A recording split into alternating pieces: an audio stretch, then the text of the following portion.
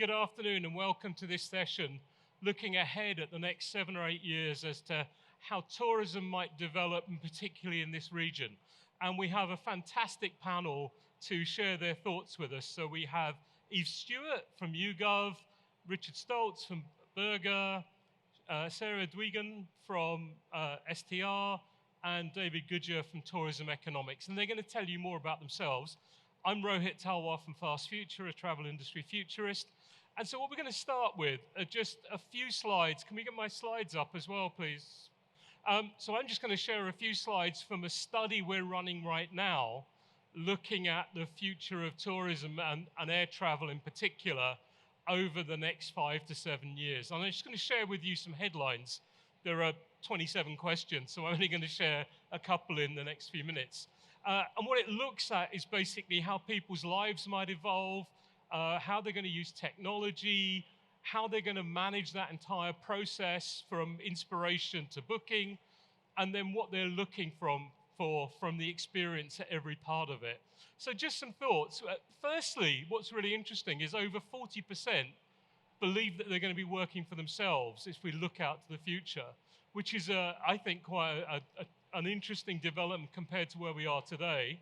25% believe they'll be working in a sector that doesn't even exist today. And what really interesting, given all the conversation at the moment about technology replacing jobs, 50% plus believe they're going to be better off.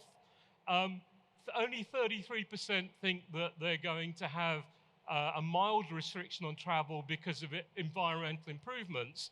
But you've got 28% who think that we're not going to make enough progress and their travel is going to be severely restricted. In terms of what's going to influence their behavior, absolutely the cost of getting to the destination is by far the biggest thing, 77% going for that. When it comes to destinations, 63% are saying political stability of the location, the country, the region is going to be their top issue. Next, and this is really interesting for the tourism marketers here, only 5% believe that base marketing is going to be a big influence. But don't get confused by that. What they're really saying is they're looking for video content, personalized marketing, something that speaks to me as an individual, far more than just generalized advertising. When it comes to the booking process, over 60% are basically saying what I'm looking for most with technology is the best possible price with one search. Right now, the view is that we go to between 12 and 20 sites to make a booking. Someone's already going off to join the dance floor. But what people are saying now, over 60% are saying, no, the biggest thing for me is doing it all in one go. Wherever I go, I want the best price guarantee. And obviously, AI is going to help with that. You're already starting to see ChatGPT doing that for people. And then when it comes to the flight, the biggest single determinant of choosing an airline is going to be free Wi-Fi. And if you look at what the airlines are saying about wanting to use those 2 to 16 hours in a plane, they're viewing that as one extended shopping experience. So if you want to get that, free Wi-Fi becomes essential. And then in terms of tech, the biggest thing people want is deal with disruption. Tell me as soon as it happens and tell me what the next step is. Don't make me find out for myself. Everyone's looking for a single app as well to manage everything, which is a challenge for airlines and people who believe their app is going to be key. 61% are saying what they really want to see is sustainable aviation fuel as part of the travel proposition. 60% are saying they want to move to high-speed trains. In terms of AI, the desire is for AI to negotiate, search, negotiate, find me the best price. And you might already see one of the websites is actually going and doing that now, negotiating refunds from airlines and hotels if you've paid more than they're currently offering as a price. And 49% are saying, actually what we'd really like to do is to use the metaverse or metaverses to visit a destination virtually. And you're seeing places like Seoul do that. So that's a kind of summary of 27 questions. If you want to take part, it's open till the 14th. Just take a copy of the QR code or the website. Really interested to get your views from around the world, and that's me done. Okay, so now we're going to move on to the panel and start to talk about a few different aspects of how travel might evolve. So firstly, we're going to think about the market outlook, and I'm going to ask Sarah and Dave each to take a few minutes to share their thoughts, and then we'll have Eve and Richard share their perspectives. So over to you, Sarah, if you'd like to kick off. Maybe you talk in between the gaps in the drums. I think the Middle East in general is one of the most exciting regions, if not the most exciting region on the planet right now. There seems to be no end for development, whether it comes to pipeline, whether it comes to the rates in hotels. Dave and I work very closely together, both businesses, on forecasting, which I still can't quite decide if we're incredibly brave or incredibly stupid. Yet here we are. UAE, there's still a massive amount of new hotels to be built in the UAE. Like if I think of some of the numbers around, like in Dubai alone, there's currently 146,000 rooms, nearly 147,000 rooms, and there's about 35,000 rooms in pipeline. About half of those currently under construction, and any of you that have been around the city this week will have seen a lot of that construction going on. Still a lot of construction in Doha, still a lot of construction, less construction in Abu Dhabi, about 13 projects, because obviously the future tourists have to stay somewhere. But the market that is the third fastest growing market in the world is Saudi Arabia. So Saudi is just off the scale. Saudi has just over 1,000 hotels, about 138,000 rooms, and there's a whopping amount of pipeline coming in. There's 115,000 rooms in pipeline. So it's literally, I'm going to Riyadh and Jeddah next week, and every time we go, the landscape is demonstrably different Sarah, from the last time. Can you just clarify, when you say the third fastest growing, you mean in terms of development rather in terms than of pipeline? travel Yeah. numbers? So Saudi is only behind the US and China. So China being number one on the list. China being number two on the list. The US being number one on the list. So a lot of that development, it's all across the country. It's Riyadh, it's Jeddah. In the Riyadh numbers, of course, we have Neom and Diriyah Gate. It's huge. Some of the hotels are 10 and 11,000 rooms. Most of those are in Mecca or Medina. So yeah, really positive outlook for this region. Excellent, thank you, Dave. Can you hold the mic right to your lips? And then okay, hopefully, can you all hear me? Sarah's going to mime what you're saying as well. Okay. I've got to echo everything that Sarah said. Yeah, this is got to be the most interesting region from a forecasting standpoint when we are looking at the outlook. So yeah, I'm Dave Goodger, so I head up our tourism economics division. We're part of Oxford Economics, and we carry out economic forecasting and tourism forecasting for everywhere worldwide. And part of what we look at is what's happening at the destination level, all of the huge developments on the supply side Sarah's mentioned. That really sort of helps determine destination performance.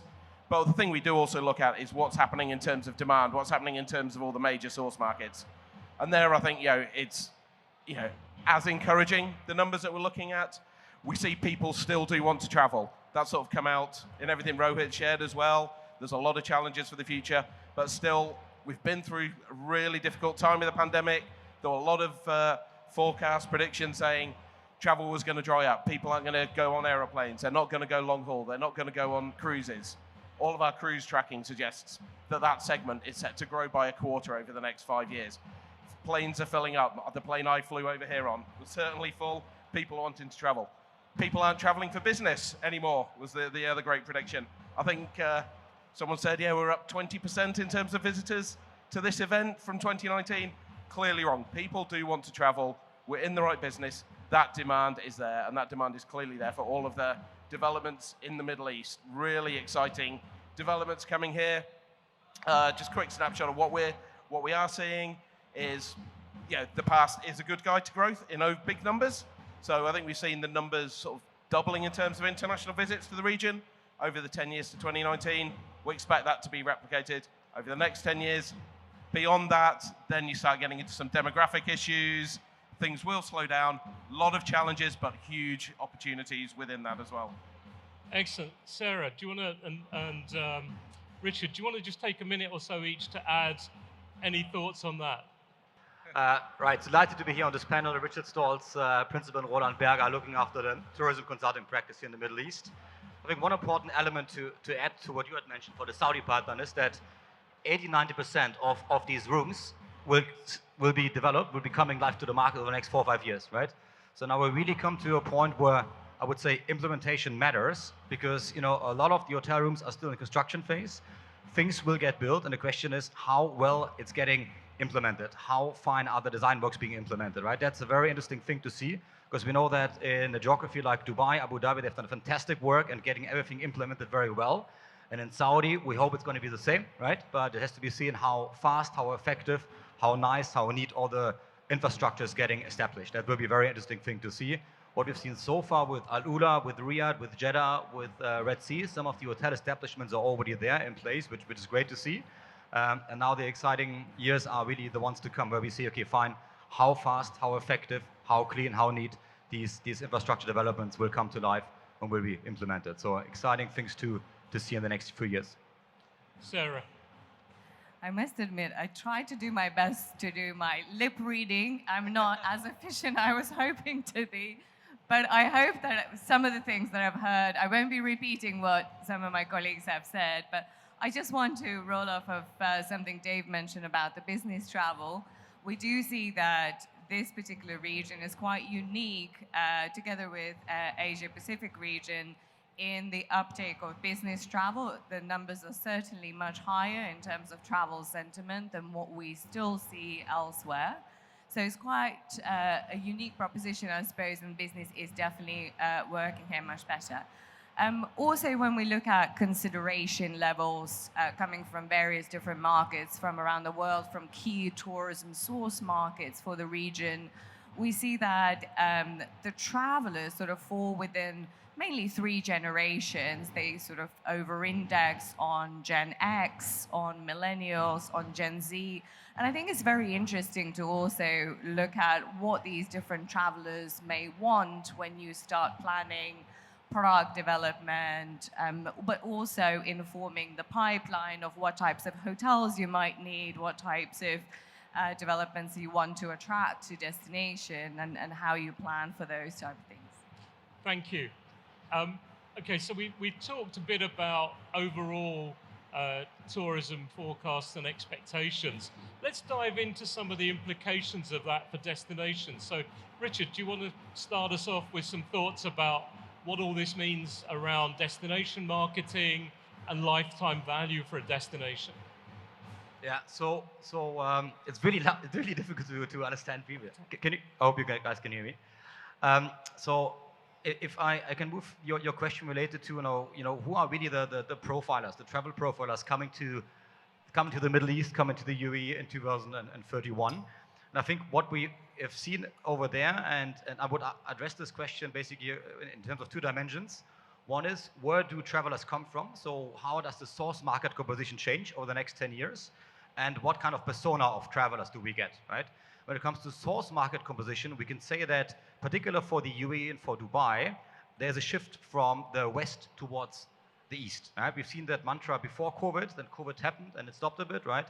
Now we are back from COVID, and we can see that the biggest growing source markets have been South Asia, the CIS, and partially mainland China, right? And I think that pattern still we're going to have, and still moving forward towards 2031, I believe these key source markets are the ones to drive the volume that come into the UAE, in particular coming into Dubai. And that's one important aspect I'd like to mention over here. I think the other element is related to the effect of the personas that come to the Dubai, to the Middle East, to the UAE. I think particular in Dubai, and particular here, we've seen a lot of luxury travel, a lot of luxury travelers, luxury visitations coming in. That was mainly the case 5, 10 years ago, 15 years ago. However, there's much more tourism offering that we have now here in Dubai. And now the kind of portfolio of tourism assets is much wider. So now the UAE, in particular Dubai, is able to attract a wider group of travelers family travelers, as well as business travelers. I think there will be an element where business travel will be connected to leisure travel, and with that we can also extend the length of stay of people staying here. So that kind of diversification of the assets to be offered to customers is much wider going forward for travelers to come to the UAE in particular coming into Dubai. Sorry, Richard, before we move to the others, there is this mantra now in the tourism industry that business travel isn't going to recover and it's going to be lower. But when you talk to people here, the expectation from a lot is that business travel is actually going to increase because of the amount of development and the number of companies wanting to come in and do business here and the scale of the overall expansion of Dubai and other parts of the region. What's your sense on that? Is that going to drive more business travel?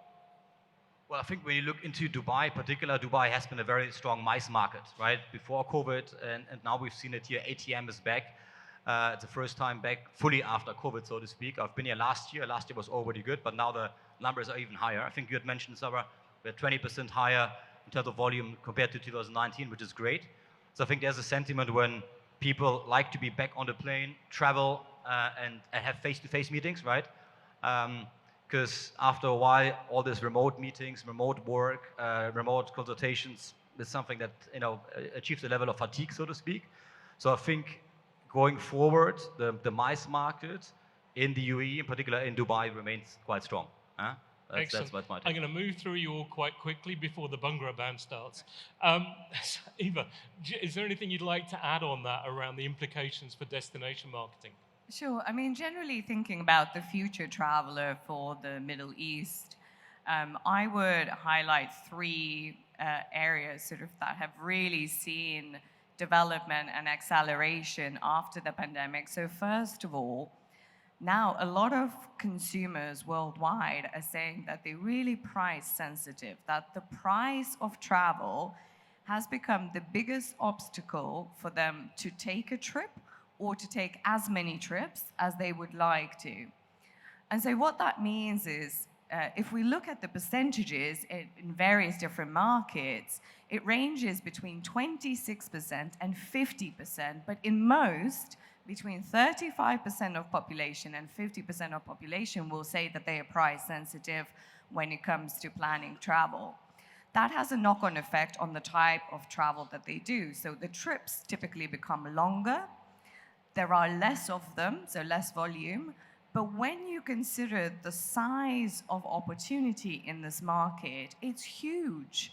If you're able to cater well to the market, which wants to find good deals, but affordable travel, that can actually allow to bring really big volumes of travelers to the destination or to your attractions, etc. On the opposite end of that, the pandemic has also accelerated the premium luxury category. We've seen an absolute explosion in that. It's really interesting to see as well how the motivations and expectations of luxury travelers have changed over the last few years. What we notice is that luxury travelers now want more of unified, authentic experiences. So we've seen the industry react to that as well. We've seen hotels take to yachting, to cruises. They've shifted boundaries from their category to other travel category. I've now read that some of the cruise companies are going inland, trying to offer the hotel type of experiences that replicate what you get on a luxury cruise. Thank you, Sarah. In the interest of time, I'm going to move us on to bring some of the others in because we've got a few different topics to cover. If you could both just take a minute or two to add your thoughts around destination marketing. Sarah, perhaps. Yeah, well, if we look at Dubai, Can you bring the mic up? Sorry. Dubai as a destination, about 40% of the hotel supply in Dubai is on that upper side of things. So whether it's a luxury or an upper upscale hotel, if you compare that to somewhere like Saudi Arabia, that's only 20% as it stands today. Of course, development is a huge piece, but I agree with Eva. Like the experiential piece is huge, especially on the luxury side of things. And future tourists want that uniqueness. They want the experience. Sometimes it doesn't really matter where that experience is, so long as it is an experience. Like this morning, it was on social media and various different platforms this morning about five hotel now have a 16-seater jet that you can commission, to go to any one of their, the two hotels, second one coming in Dubai and obviously one in Geneva. So that's definitely an experience to be able to say, send the hotel jet to come and get me, and it can, travel for 12 consecutive hours. But that experiential is huge. And if I think of my own personal travel, that's kind of the first thing in my agenda before I decide even where I'm going, is what experience am I going to achieve when I get there. Thank you, Dave. Yeah, thanks. I think we'll definitely echo the point about the travel market moving east. And definitely when we're looking at the Middle East, it is the rise of South Asia, India. When you look at sort of the numbers of, the population numbers, the numbers of households that are able to afford travel, there is just huge growth going on there, particularly when you compare it to traditional markets such as Europe. So it's that sort of center of gravity in the marketing does need to start looking eastwards. But within that, I'll also say, there is some initial emerging trends around sustainability. So short haul travel is definitely one that people need to be aware of. And the local market is huge. And with all of the developments, a lot of that will then be capturing some of the local Gulf market, stopping that leakage to Europe and keeping a lot of people sort of within the region. That's going to be a huge future market. And finally, I would say, to get on the point of people being price sensitive, we're hearing a lot of people saying that, but I think it is an overriding trend coming through as well, is that people are taking those fewer trips, but potentially the longer trips. And coming out of the pandemic, people are valuing travel. People will spend on travel. It's something that's seeing from the hotels that they're not afraid to price. So we're starting to see that increase, that move more towards sort of value of travellers, which is something that people were talking a lot about before the pandemic. I think we're now actually starting to see that coming in the future. Excellent, thank you. So one of the things that's very obvious is that technology is playing a bigger and bigger role in every aspect of travel. Eva, do you want to just start us off with a few minutes of thoughts on where you see technology playing the biggest role? And we had a chat beforehand about metaverses, and are they really part of the travel proposition or just something that sits on the side? Sure. So when we look at travel technology, we actually ask consumers how are they adopting what they think about it, how it helps increase their travel experiences. So with regards to metaverse, we surveyed consumers in developed markets, and we found out that the awareness rates are, of course, much greater amongst the younger generation. But whilst some of those users are happy to spend hundreds or maybe thousands of dollars dressing their avatars in Gucci, they're still not prepared to pay for any types of travel experiences on the metaverse. So their interests typically resort mainly to sort of virtually visiting a destination that might be an exotic destination or faraway destination, or one where they may wish to travel sometime in future. They might also be interested in exploring a very high-end luxury hotel, which typically is reserved for only guests who have access to certain places. On the other hand, when we look at ChatGPT, now that suddenly appeals a lot more to consumers because it saves time. When you look at how much time people actually spend researching, planning, building their itineraries for travel, they actually sometimes spend significantly more time doing that than the actual travel. So if a solution comes that helps people instantaneously get a curated itinerary for them, which I, by the way, tried to do for Dubai as well. It wasn't as detailed as I had hoped, but I know that that's part of the process where the program is still learning how to build those. But nonetheless, when you look at the adoption rates, it's very interesting because ChatGPT achieved 1 million users in 5 days.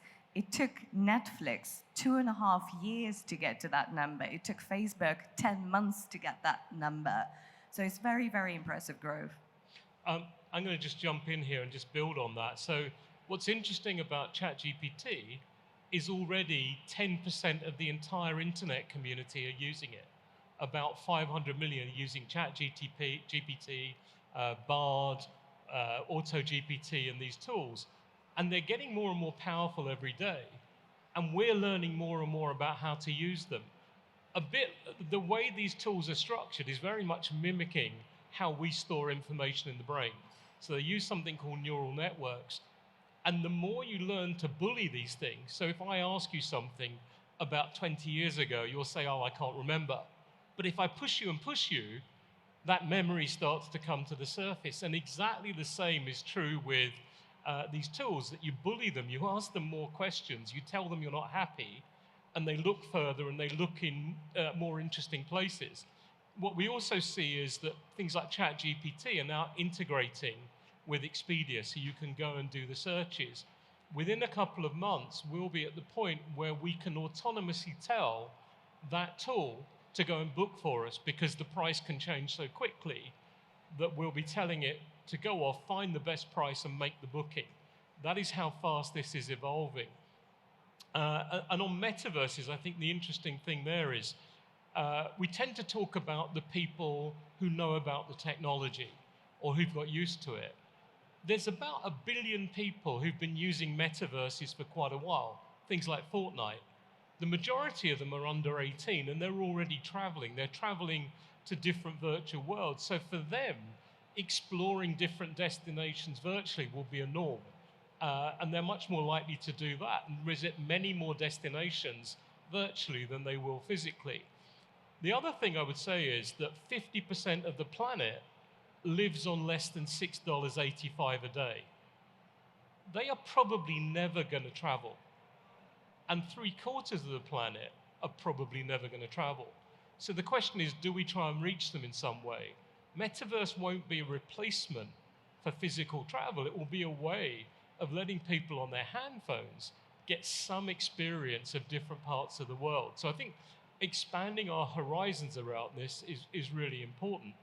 And the final point I would make is that it becomes a really interesting way, metaverses are becoming a really interesting way to engage with potential travelers before they come. So they can talk to someone in the destination, not just someone from the tourism agency, but individual citizens, to get that personal view about where you should go. What are those places you should visit that aren't on the normal tourist routine? So let's just bring the others in. Let's start with you, Dave. What other thoughts do you have about the role of technology in the tourism experience? Well, I think you've covered quite a lot of it there, and yeah, our research will probably align with a lot of that. We have looked at the way people are using technology. I'd say, how will people use technology in the future? I'd say, well, we are already using it. It does touch every aspect of travel, from your planning, from the booking. That's a huge amount of time to actually sort of experiencing. That then feeds back when you sort of share all your images, inspires the next generation, next round of travelers. And I think it's that area where we're really going to sort of see the drivers of travel, where it becomes even more part of our everyday life. And as this next generation comes through, who are, as much as I try to use technology, my teenage kids will tell you I'm a complete dinosaur when it comes to it. But yeah, it's that experience beforehand. And whether it's metaverse, whether it's other technologies, people getting that experience of somewhere before travel, it's not going to be a full replacement for travel, but it's going to give that exposure and drive that demand and send people to new places. Excellent. Sarah, what about you? What would you have to say about this? Yeah, I think I agree with a lot of what Dave said about how kind of technology has evolved. It's mind-blowing in a lot of ways. Like when we arrived through DXB a week ago, and you no longer have to scan your passport, I candidly didn't really know what to do with myself, as the little picture did my retina scan and showed my picture that was on my passport whilst my passport was still in my handbag. So that whole piece, like that's new from even last November when I was last here, and quite revolutionary. And in preparation for today, we talked a lot about a time will come in the not too distant future when we will all be able to walk through an airport, a train station, wherever it is that we're traveling to, and have nothing. There will be no border, there will be no human looking for you to provide some kind of documentation. And an example of that is is my application for Saudi for visa next week. Like my first Saudi visa was in 2018. I had to present myself at a visa office, pay a considerable amount of money for the visa, etc., have numerous checks done.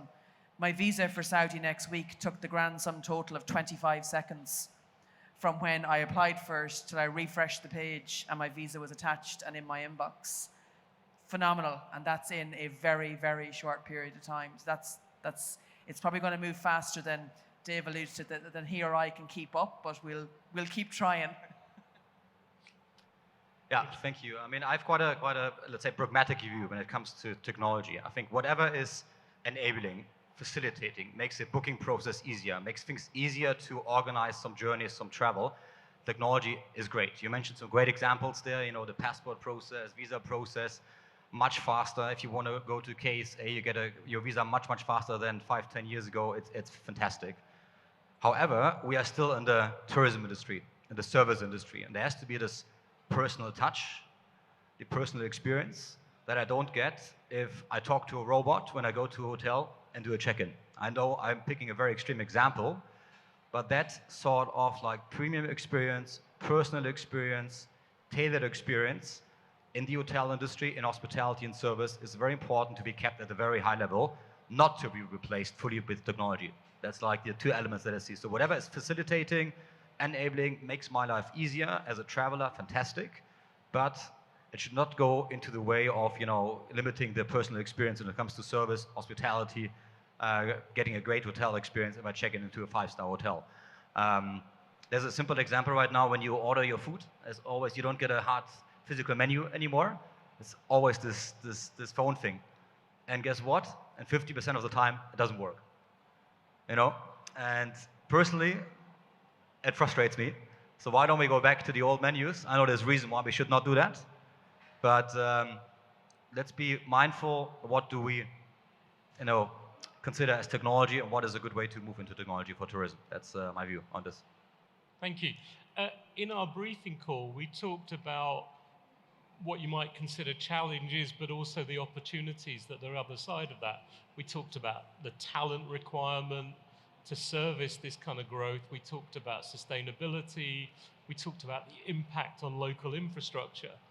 If I've got double the number of tourists coming, my water system, my electricity system, my road transport system may not have been built for that. So let's just take a couple of minutes each to just talk about whatever you see as being those challenges and opportunities. Again, Eva, do you want to start off on this?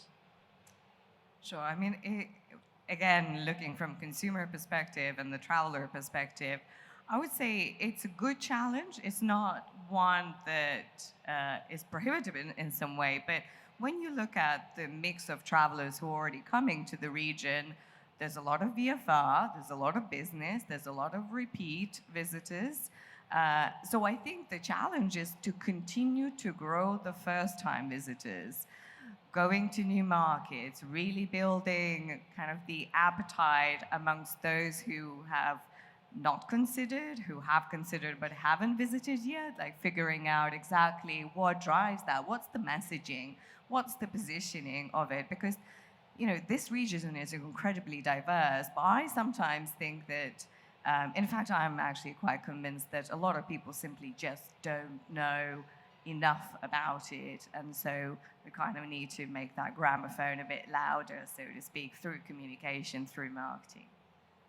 Richard. Yeah, so one of the key challenges going forward for the tourism industry is related to the tremendous growth, right? I mean, you mentioned the hotels, the beds that come to life, particularly here in the Middle East. But the question is, what about human capital? Who will be working in all these hotels, right? So we've seen a lot of people leaving the hospitality tourism sector during the COVID years. These people decided to stay outside tourism, don't come back. We see that mantra mainly in Europe, but also here. It's very difficult to find talent and to find the volume of very good talent to come and work in hospitality and tourism in the Middle East. I think that's going to be one thing, and there's like a differentiation there between two different dimensions. One is looking at international individuals to work in the hotels, work in tourism. I think that is a challenge already, difficult to find. But there's also the Saudization, the Emiratization rates, right? currently, when we look into the UAE workforce, 1% of the UAE workforce is coming from Emirati nationals. Plan is to have 10% representation of Emiratis in the private sector, right? So there are some key incentives that are now on the market to incentivize Emirati individuals to move into the hospitality profession. There's basically an incentive also to set up more education provision entities in the UAE for tourism. These are initiatives that are currently ongoing, and we with Roland Berger are supporting this at the moment, right? But I think that's one of the big challenges. How do we bring talent, international talent, but also local talent, so to speak, into the hotels, into the tourism establishments? That's one thing, and the other big challenge is more like a macro challenge. I think the world now is in a different place than 18 months ago. So no one can guarantee the status quo, that tomorrow we have the same status quo as today. So for the Middle East, let's hope everything will remain calm, everything will be stable, because when we look into the wider area of the Middle East, there are some areas that are not so stable. So let's hope everything will be stable and the political climate will be safe and reliable in the GCC going forward. It's quite important. Do you want to just take a few seconds as well to talk about the sustainability aspects of this rate of construction? I'm going to push the others as well to talk about that. So be thinking about it. Yes, absolutely, right? So sustainability, ESG is here to stay, right? So it's a key initiative that we see globally across all sectors, particularly in tourism, right? So what does it really mean for tourism? That's the question. I think often it is related to energy saving and energy efficiency programs that we see in airports and airlines, in hotel establishments. It's a key part of the strategic agenda. Every CEO, it's one of the key KPIs to measure CEO how sustainable he operates. I think that's something here to stay. And let's not forget, consumers, travelers, they become more conscious about sustainability, right? And it will be increasingly an appetite by consumers to decide, okay, fine, I want to stay in an establishment that is more environmentally friendly or pays more attention to sustainability. I think that mantra we're going to see more and more, right? So, Sarah. Yeah, I mean, that's the kind of been the elephant in the room for years is all of us want to get in a plane, and most of us at this stage got in a plane to be here. And let's be fair, those planes weren't using fresh air to get here. They were using aviation fuel and copious amounts of it. And we've all stayed in hotel rooms over the last week and had the air conditioning on full blast as well because it's 37 degrees outside. So there has to be a way of trying to kind of offset that against something that's more sustainable, whether it's, I know it's controversial to say I am not a big fan of the whole electric model when it comes to cars and whatnot, because that just funnels us down another means of a non-sustainable way of having transportation around our own homes in our own countries and cities. But it is something that is kind of top of mind for a lot of corporations. Our corporation is one such. Our parent company and CoStar Group, like, we're permanently looking at what are the credentials for different hotels, and they become then our preferred providers. What are the credentials when you hire a car? What are the credentials when you fly? How do you offset it? And the only way of offsetting the impact on the environment when you get in a plane currently is by paying money against it. But that doesn't make things any better for the environment. So that has to change, whether it's glass bottles, whether it's the little tiny toiletries versus the big containers in hotel rooms. All of those are small things. When it's the dividers in the trash cans about recycling things, but then that has to, when that leaves your control, that has to flow the whole way through. We discovered a couple of years ago, we do a lot of recycling in our building in London, and we discovered that actually when it leaves our building, it doesn't get recycled at all, or very, very little of it gets recycled because it all goes to the one place and kind of gets dumped together. So it's a pointless exercise. That's obviously changed as soon as that was recognized, but it has to flow from consumer right to the end of the food chain. It can't just happen with one person and then it not flow through to the very end. David. Yeah, thanks. I think this is getting to the point of what is the biggest sort of challenges, risks when we're looking at the future, particularly sort of this long-run future. It is this sustainability topic. Greatest challenges, risk factors when we're looking at putting together our forecast, but also large opportunities are out there.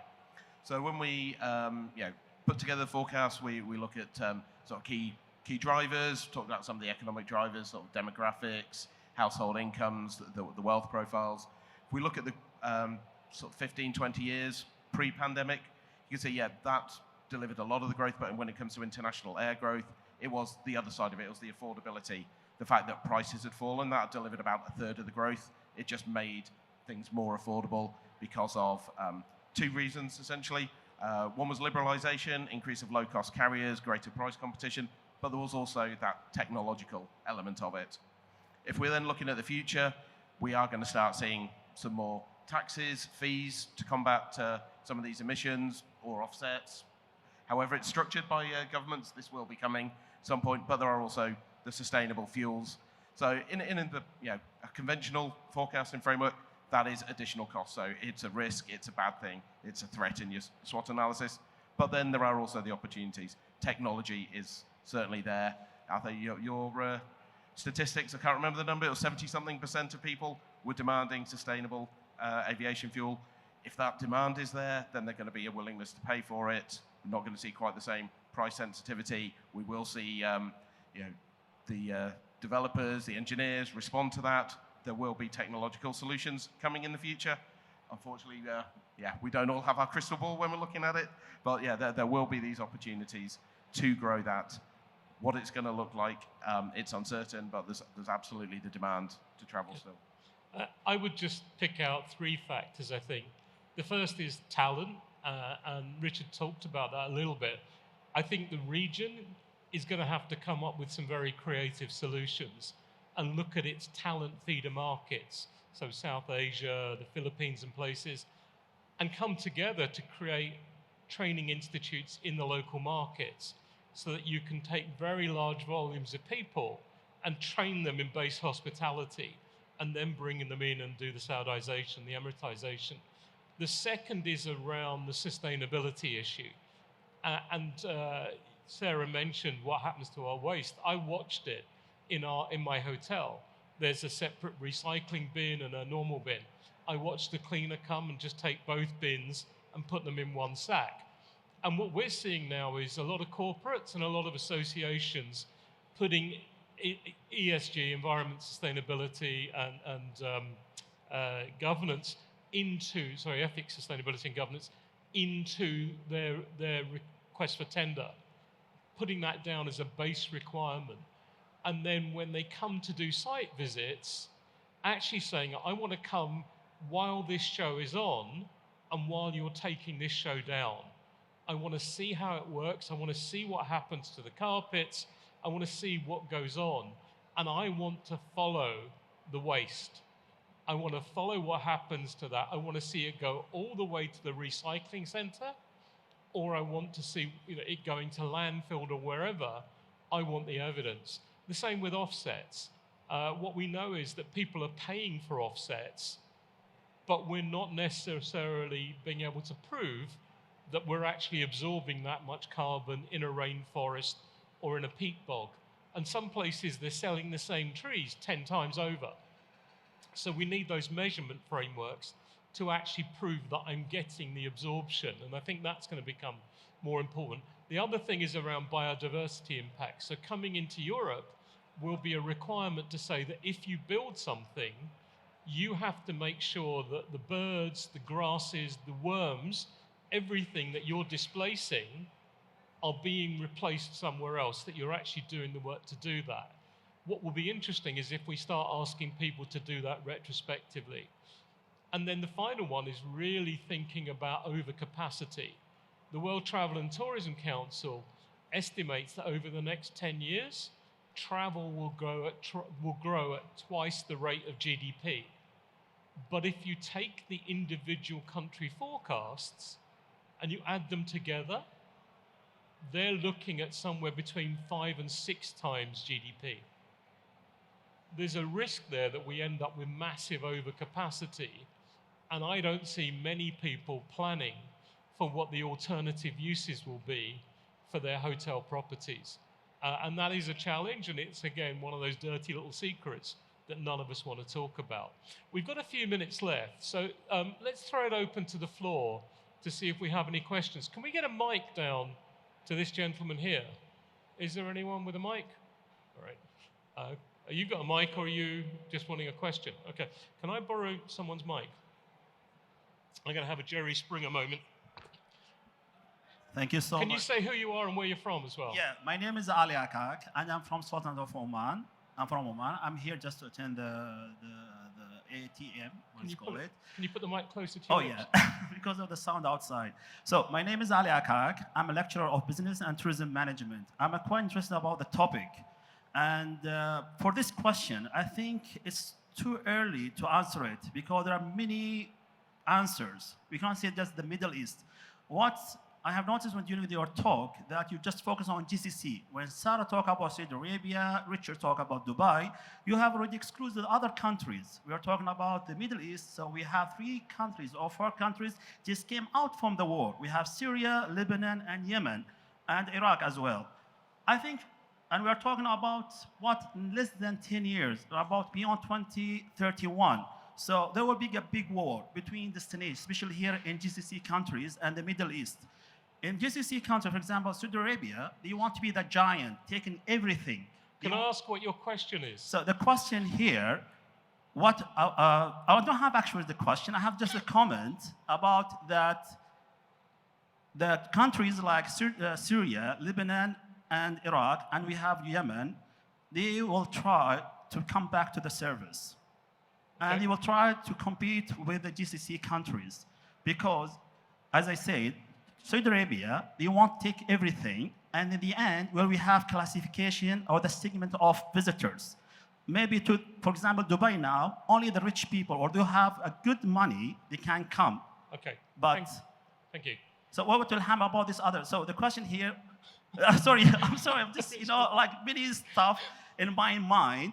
And we are talking about also the Asians who are coming from China. Do you think will be welcome anymore to the other countries if they take everything in the market? Okay. I mean, will be welcoming. I don't say a bit because you don't like them, but I mean, they will be continuing coming to the GCC countries, for example. Thank you. I can take part of that, Rohit, around. So China, 2019 saw the greatest amount of Chinese visitors traveling ever. 2019 was the peak of Chinese visitors traveling. So we're expecting that to recover by about a third this year.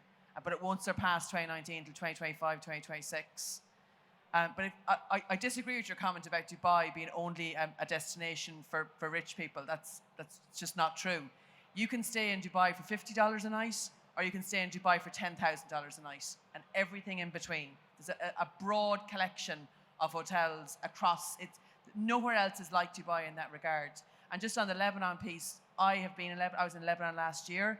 I think the challenge for Lebanon currently is the gross devaluation of currency, and to be able to attract more international customers and air connectivity. There's one single airline that runs one single flight out of London and nowhere else in the UK into Lebanon. And that's just one example of the UK. Can I ask the others to comment as well on those? Yeah, just super quickly, just echo what you mentioned, right? So when it comes again, the supplier of tourism offerings, hotel offerings in the UAE and Dubai, it's much more diversified than it used to be 10, 15 years ago. I think the biggest push we've seen of new establishments is basically in the mid-market, right? And good value for money, 4-star hotels, right? There's offerings related to holiday homes, Airbnb, and so on. So tourism in the UAE and Dubai got much more affordable over the last 700. 5 years, I would say, attracting more diversified groups of customers. Yes, you have your luxury element. The luxury element will always going to stay in Dubai. However, there's much more other groups coming into Dubai, which are family visitations, family business, family visits, mid-market tourists, mid-value tourists, so to speak, across all sorts of source markets. However, we see more of a tendency towards the eastern source markets. They're going to pick up more and more. So just to add that. And one last point on the other countries you had mentioned. Yes, I mean, Lebanon has been a fantastic country for tourism infrastructure over the past decades, right? However, there have been political turmoils. There's been a lot of conflicts over there. It's just a matter of the country stabilizing, the political regime stabilizing over there, because it has a lot to offer for tourists, right? Likewise with Iraq, particularly northern Iraq, around Erbil, right? We've seen some openings there, Erbil, right? I think particularly for Syria, I'm not really sure, but I even saw a stand here of Syria to do some visits over there, to holiday over there. So I think it's going to pick up, right? But it remains time, right? It still needs time to really have some of these countries really, develop their tourism infrastructure, go back to the normal. Thank you, Richard. Yeah. So let's just see, Ava, Dave, do you have anything you want to add here? Sorry, particularly on those markets? On those markets as well. I think just sort of broadly on sort of Middle East as a whole over GCC. I think the reason for GCC, the focus is it is the larger part. It's sort of the standout elements, but we are seeing that demand is there for the region as a whole. When I was talking about sort of that demand growth continuing, the past 10 years being guided, that is for sort of the region as a whole. That demand is definitely there for all these other countries beyond GCC. For the ones that you mentioned in particular, the ones that are having the difficulties, I think the capacity point is really key. It's getting people back in there, and that does also relate to confidence. When we've seen other examples of this, I think Egypt springs to mind as well, sort of coming out after Arab Spring and rebuilding, and then various terrorist attacks. It is first. It's who has the confidence to travel. It comes to the regional market first. That tends to be how these markets rebuild. It's the people who are the greater familiarization with it. And as I did mention up front, yes, it is that movement east, but it is also that local market, that regional market is huge growth potential, and that will be the first to come back to these particular countries. And then as that capacity is rebuilt, then it will widen out. Ava, anything to add on that? Yeah. Right. It's a great question, eh? We all have so much to say about it. So the only thing I would add, this is why I was talking about a lot of people looking for new destinations, new places. In fact, because I mentioned the pricing sensitivities as well in the beginning, Google had over 7,000 increase in searches for cheap destinations last year, and it continues to grow. So actually, it's really important to make sure that when you tweak your marketing, when you really promote the destination, that it aligns with what people are looking for. And if they want adventure, if they want beautiful, unique destinations, getting in touch with the local culture, which is incredible in Oman. I know I've done a lot of research. We were going to go there. And, this is what I think your message should be, out to the world. And you can bring a lot of visitors to your destination, no doubt. Thank you. Very short question, please, sir. Thank you. My name is Imtiaz Maqbool. I'm the executive editor of Travel Impact Newswire based in Bangkok. This relates to the comment on overcapacity. Most of these destinations, and we constantly hear all the time about growth. But isn't these constant reports and this constant forecast that keep coming out about how growth is going to be almost inevitable? You started off by talking about the pipeline. How many more? What I'm saying is it about time for maybe as an industry for us to back off a little bit from creating this mantra of growth all the time, which eventually lands up making us become literally a victim of our own hubris? Okay. Who'd like to talk about the growth agenda? Well, very quickly, I thought this is definitely something that we've heard quite a lot about.